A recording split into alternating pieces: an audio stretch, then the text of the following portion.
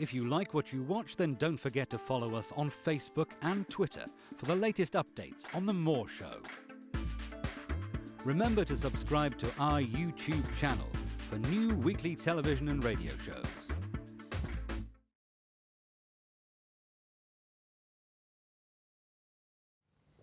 Hello and welcome to the show. I'm your host, Kevin Moore. Joining me today is choreographer and author Lesley Ann Eden and founder of GSI Paranormal, Dom Phillips, so stay tuned.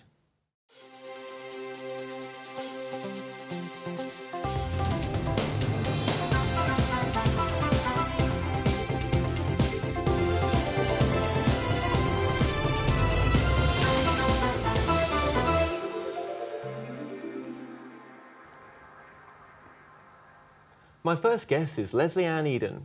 Now, Lesley is the author of the Eden Trilogy and lectures on techniques of Edenscape. Lesley is also the founder and principal of the York School of Dance and Drama. Thank you.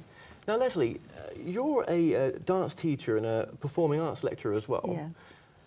How does that tie in with your psychic work? Well, it doesn't really, and I spent a whole lifetime moving away from my psychic abilities. I've been really quite afraid to voice what I really feel. But now, with the books, I think it's time to share things with people, because my life has had the most amazing paranormal and psychic experiences, and I feel, especially in this dark time at the moment, it's really important for people to know that there's something beyond themselves, that there is something out there, that they can actually access hope. And I feel very strongly about this because I know that there are many, many people who actually have read the books and said, well, thank you for that, because I now feel that there is something else that I can actually cling on to rather than just ordinary, mundane, everyday life. Right, and one of those things that we're talking about there is the conscious rising work that you do as well. And now we're going to move into that as we go along in the interview. But just briefly then, what is the conscious rising work that you do? The conscious rising work is a whole new meditation technique system whereby people can access the landscape of their mind. And this is a whole new system because it involves vibration, sound, music, colour, and also words which will inspire new and different emotions that people can explore within themselves. And with that help, they can actually look at some of the problems in their lives and think, well, you know, I can tackle this. Right. So, Yes. so you're saying there's another way of thinking outside the box, in a sense, Yes. of people's mundane sort of problems. But with yourself, then, you just said there as well that this has been a sort of, it's not something you've readily talked about with colleagues and friends. And why is that? It's because I've been afraid to talk about it because I think the social atmosphere hasn't been correct. But over the last 10 years, things have changed tremendously. And I've been able to express myself a whole lot more. The more people I've talked to, people who've actually come to me and said, well, we want to learn more about this. And that's given me the confidence, actually, to write the books. Now, okay, let's just go over the books briefly. Now, there's two books you've got out so far, which is Fire in My Hands and In the Land of Rhythm. But this first book, this sort of details your sort of recent adventures abroad as well. Yes. And just before we get into that book, with your background as well, was there always a sort of psychic ability when you was a child then? Yes, there was. Actually, I remember my birth. And I know this is not as strange as it seems because many children who are born in traumatic circumstances all can remember it. But for me, I remember entering the world and saying to myself, so this is humanity. And I remember as a baby being brought into the family and I flew out of my body and I identified my family and knew then it was safe and then went back in. But is that an experience that you've recalled just recently, or? No, I've always known So you've always had these different Yes. kind of experiences compared to other people. Yes. And as a child, then, I mean, what was your experiences then? I mean, did you have sort of playmates that weren't there? And Yes, unfortunately, before the age of 2, my mother took me to the doctors because she thought I was mad, because I would spend hours and hours talking to people who actually weren't there. And she said it wasn't as though I had an imaginary friend. She said, you definitely were talking to people for hours on end, and it was frightening for my parents. She said also they used to give you things, and we were really quite frightened, so we took you to the doctors. But the doctor said she has an over-imaginative mind. were your parents religious? My mother was, And but not my father. Okay, so did she think you was communicating with something quite negative? Yes, they were actually terrified because one evening I used to see a lady in my room, and they were terrified, both parents, one evening when they heard me screaming, and they went into the bedroom and found me with the cot covers tied around my neck, tied to the cot. I couldn't possibly have done that, and they were so terrified of that experience. They burnt everything in the room, and they never allowed me to talk about things that they didn't understand or know. So did you find that quite difficult then, as a Yes. child, not to be able to, talk to the Yes. mother and father about what you were experiencing? And did they used to silence you for it? Yes, in fact, on quite a few occasions when I was voicing things that I could see, I really got into trouble for it. For example, one Sunday afternoon, it was a ritual tea time, and my father was very strict. And I was gazing out of the window, and I saw this amazing Victorian lady riding a black horse. Now, people say, well, that's okay, but she seemed to come so close to me. And I was terrified, and I shot underneath the table, and all the tea things went all over the place, and my father was upset. My mother... So obviously, again, it's just another example of Yes. the trouble that you would get into for Yes. having these experiences. Yes. And so what were your teenage years like then? Were they quite difficult? Yes, very difficult, because I had to keep a lot of things secret. Sometimes I would see my friends and I would know that they would be ill.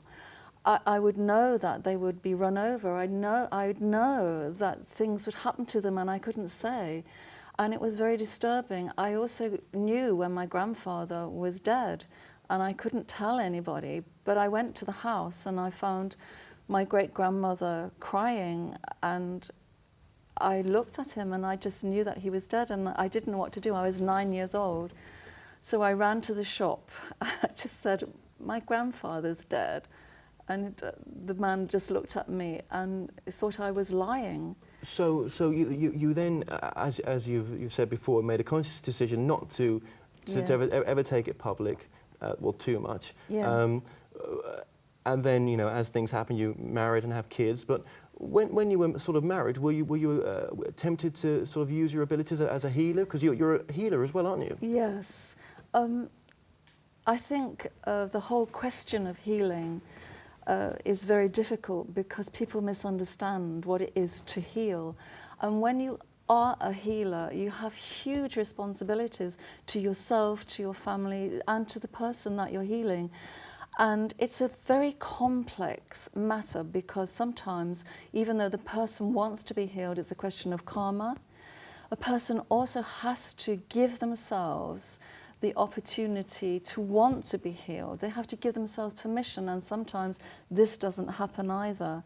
Well, why would a person not want to be healed, do you think?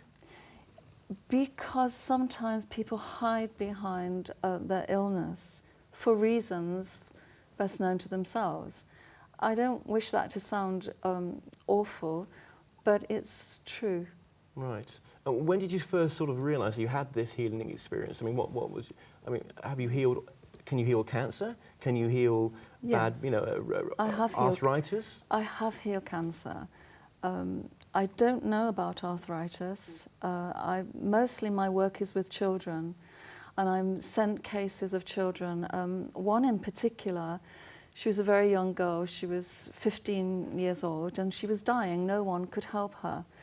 And it was a question of regressing her to another past life. So you actually regress this kid to yes. a past life, and then you found the source of the problem that was in this life, did you? Yes, absolutely. Now, she won't mind me saying, but she has got an MA in art. She's just had a baby girl. She's very healthy and thriving. So that was lovely. I think it's a wonderful gift. And I feel very very pleased to be able to have this gift. But then again, you've not used it much, have you? I have in lots of different ways. In my classes in teaching dance, the energy that you generate out to people can give them a wonderful feeling of well-being. Now, when I was taking my MA in choreography, you had to come up with original moves. And I thought I had. And then I did a course in Berlin on magical passes, and I found that my moves were based on ancient sorcerers in Mexico, and these moves helped to promote the feeling of well-being. Now, in my dance classes, I try to generate this, and it actually does work. So are you as bothered of what people think of you nowadays? I think perhaps now, if I might say this, I've lived quite a long time and I've got to a stage where I don't care anymore. Yeah. I just feel that the time is moving, the time is changing, the energies are changing, and if people don't realize this and don't move with the changes, then they're going to be shocked by what is going to happen. And that really is quite a frightening thing. With yourself, would you say that you can, is your work all about the spirit or the body or both? Both, definitely both. Because as a dancer, when you dance, you engage mind, body and spirit, and it's a total package. Now, I have to tell you something really quite strange. It happened yesterday morning. Now, I've been out of body many, many times, and you forget about this. You forget about this experience. And I thought I'd woken up yesterday quite early, and I tried to turn over, and my body wouldn't move. And I thought, oh, come on, let's move. What's wrong? And then something clicked in my head, and I realized that I'd been out of my body. And as soon as I came back in again, I was able to turn over. And I thought, yes, I've regained that feeling of what it is to be spirit, because we must never forget that. We must never forget that this is just a shell. It's a vehicle which we use to be here on Earth. But you can't prove that, can you? This is just what your personal journey has took you on. Well, yes. I think that in many ways it's very difficult to prove out-of-body experiences, except that I have been in places when I've actually been in bed and people have seen me. There was a little girl who lived up the road, and she was outside. I was out of my body. She was cold and she was looking for her father. She was very distressed. So I took her back in and I said, come on, Sarah, let's go back to bed. You're really cold and Daddy will be fine, I'm sure. I forgot about it. I stayed with her until she was asleep. A couple of days later, her mother came to me and she said, thank you very much for what you did. And I said, what did I do? She said, Sarah told me you took her back to bed when she was wandering outside. What and this is again really? One of many experiences, isn't it? Because I mean, you've travelled the world, which is what you talk yes. about in Fire in My Hands, and you talk about the sort of time slips, I suppose, of this. You know, you're in one place for 1 minute, and the next minute it's the same place, but a different time that you say you're going into. Yes, people think of time travel as Doctor Who, you know, but it isn't like that. When you actually time travel, it's a natural process. Einstein talked about time travel, and we have a lot to learn from him.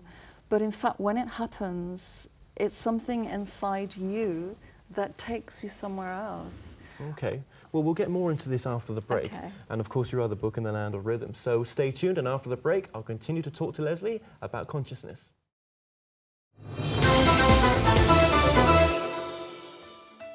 If you like what you watch, then don't forget to follow us on Facebook and Twitter for the latest updates on The More Show.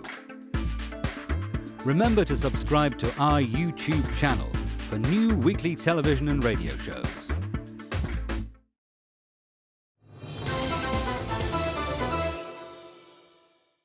Welcome back.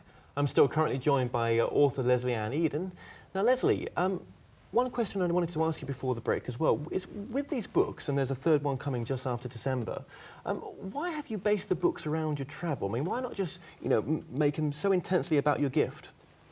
Well, because I felt that in order to tempt people to read more about spirituality, there had to be a lot more. And many people have emailed me and said, oh, we love your journey and we're now with you in Mexico and so on. And it seems that the travel part of it has been really successful. Also, I don't think there are any other books out that are about travel and the psychic and paranormal. No, I mean, absolutely not. I mean, and they were a really fascinating read, and I really did enjoy Fire in My Hands as well. But with your travels, I mean, you've gone all over the world, haven't you? But you've had some very strange experiences, haven't you? Yes. So just name a few for us.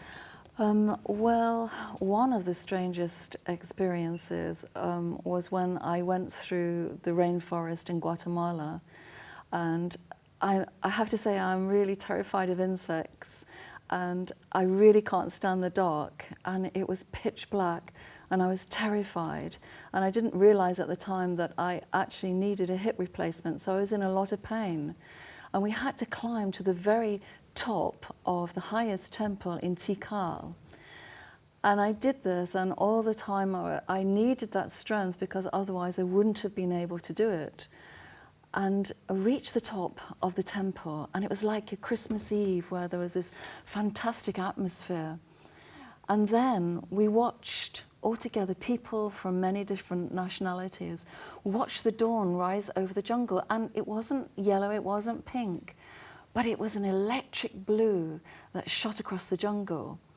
And in those moments when the dawn came, there was this sound of the jungle and the sound of breathing, and it was the sound of the sea. It was the sound of breathing in for 4 and exhaling for 4, and from there I have devised what I call the breath of the sea technique in order to take people to a deeper alpha level of meditation. Yeah, so it was very important to, you know, to include this in the book and to, Yes. to include your travels. Yes. And there must have been many other adventures on the way as well. I mean, Yes. I've read a few in there. One was your grandfather came to you, didn't he? Yes. In a sort of visionary form. And what did he say? Actually, the grandfather there was a Chinese teacher. He wasn't my actual grandfather, he was a teacher. And I was standing in the rainforest near another temple, and I knew that I needed to get to people and to express what it is to have further feelings beyond this earth. And I asked grandfather, and he came, and he told me that I needed to write my experiences. And I asked him about being ridiculed and about, you know, what would happen, and he just said, you know, you have to do this. Don't look around, don't look behind, keep your eyes centered on the front, and do what you need to do. So you weren't just sort of, because at this time you had just had a marriage breakup with this particular journey that you're talking about. So before you went and travelled to the destinations which are listed in Fire in My Hands, there was a breakup, and you feel that. Well, what do you feel? I mean, what was the purpose of the journey then? The purpose of the journey was to take the lid off myself and to find out what's inside, to find out whether all my psychic and paranormal experiences are to be used for other things, or whether I should just leave them alone and just carry on my life. And I just realized at the end of it that there's so much more to learn and to know, and that the answer really lies not in where you are or how you are or what you are. The answer lies in knowing and being yourself. So where does this work then tie into this conscious writing that we're talking about? How does that work with that? Right. I believe that people have to be armed for the new changes ahead. And the gates give you a structure in which you can experience lots of different things that are enticing people to want to search outside of the earth, outside of themselves, beyond spheres. I mean, the moon, for example, is not what people think it is. The moon is a satellite. But going back to the sort of healing for people that would come to see you then. Yes. So would you say that most people that came to see you can be healed from having working with you? Or when you say conscious rising as well, are you actually saying that people are searching for answers when they come to see you for your work? Yes, mostly people are searching for answers. I don't always say that I can help. In fact, quite often I say I can't help. But in fact, that's never happened yet. Anybody who has come, I have managed to help them, and I hope to the best of my ability. So this time of change that you're talking about, what changes are we going through, and how do we notice that there's change there? The changes on many different levels. Changes on a spiritual level, changes on a vibrational level, changes on an energy level. And the world is experiencing at the moment a darkness for many reasons, which actually I talk about in the third book, and I'm not allowed to say too much about Sure. that at present. But I think that people are waking up to a new kind of existence that is ahead of them, which is quite a terrifying one. Is it terrifying for everyone? Or? Yes. Okay, but are you talking about the changes that we're seeing now, like the economic changes, the changes in in countries that are having new regime changes? Yes, it's all part of it. I think what terrifies me the most is that my work with children, and I'm experiencing information that we'll see a lot of illness, a lot of destruction. A lot of these children will die. But is that one possible future? Or, I mean, we have free will to change this, don't we? Yes, we do. And that's why I feel that at the moment it's very important to make people aware of what's happening, aware of the lies and deceit that is going on in the world. So basically, like I say, this is just your perception of what you've seen through the work that you've done. It doesn't mean that this is going to happen. It's just a possible course that we could be on if we don't change our ways, or at least if we don't look at things in a different way. Yes, I think so. I think, well, 40 years ago, I wrote a play which was accepted by London University as part of my degree. And I explained everything that is actually happening in the world now. And that is frightening, and it goes further than that. It goes beyond. And I just think that unless we start to take heed that we are actually spirit rather than this mortal coil, that many, many people are going to be left on a much lower level, a lower sphere, and the new changes that are going to happen, people are not going to be taken. Okay. Well, look, Lesley, we're going to have to. We've come to the top of the hour here, so I just want to say thank you so much for joining us today. Thank you. And for more information on Lesley, visit my website, themoreshow.co.uk. After the break, I'll be joined by paranormal investigator Don Phillips. Don't go anywhere.